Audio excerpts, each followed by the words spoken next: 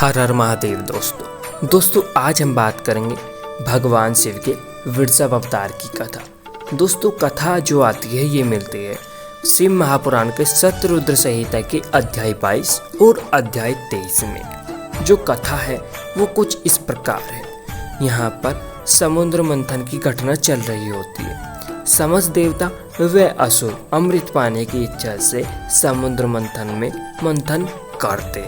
सारे रत्नों का आपस में विभाजन हो जाता है और उसके पश्चात देवता व असुरों में संग्राम हो जाता है, जिसमें भगवान विष्णु देवताओं की ओर से युद्ध करते हुए असुरों को मारते जा रहे थे।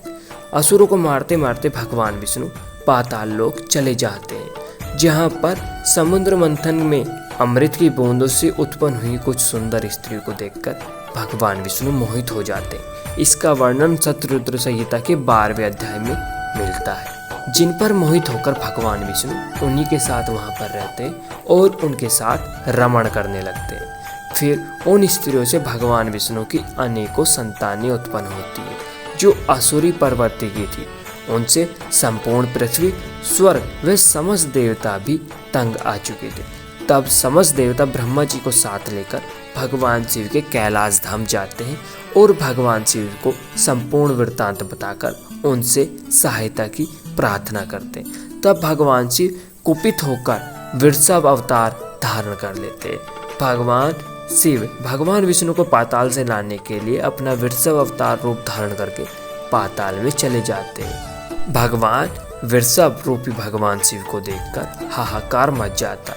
तब भगवान शिव विष्णु जी के समस्त पुत्रों के सामने पहुंच जाते।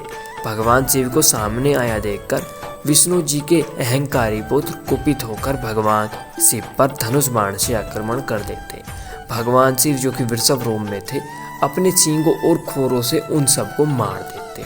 अपने पुत्रों को मारा गया देखकर भगवान विष्णु रण क्षेत्र में आते हैं और भगवान शिव पर बाणों की वर्षा करने लगते हैं। तब भगवान शिव अत्यंत कुपित होकर विष्णु भगवान द्वारा छोड़े गए समस्त बाणों को निगल जाते हैं और अपने सींगों और खोरों से भगवान विष्णु की छाती को विदीर्ण कर देते हैं। भगवान विष्णु अत्यंत घायल हो चुके होते हैं और वे खड़े हो पाने में भी असमर्थ थे। इस कथा का वर्णन अध्याय 23 में मिलता है, आप पढ़ सकते हो। फिर भगवान विष्णु उस मार से पीड़ित होकर मूर्छित होकर भूमि पर गिर जाते।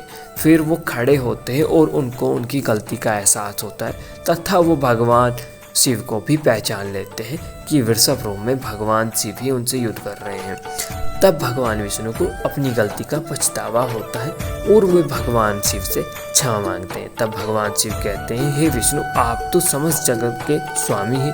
आप इस प्रकार कामी पुरुष कैसे हो सकते हैं?